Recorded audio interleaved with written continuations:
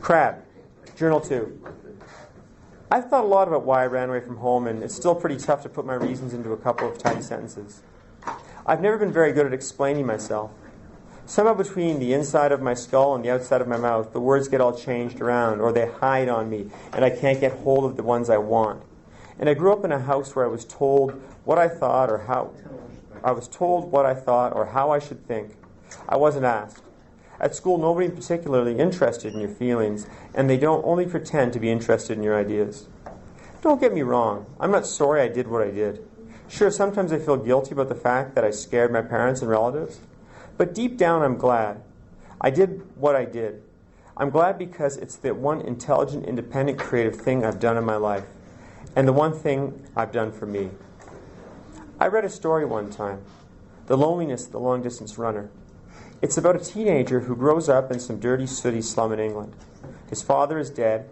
His mother is a runaround. His brother is a troublemaker.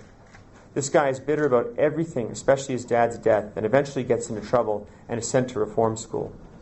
While he's there, he hatches this plan that he thinks will get revenge on the in-laws, the people who obey the laws and have all the money. He's especially interested in getting back at the warden of the reform school, who finds out the kid can run fast and wants him to run for the school in the All-England race and win the big trophy.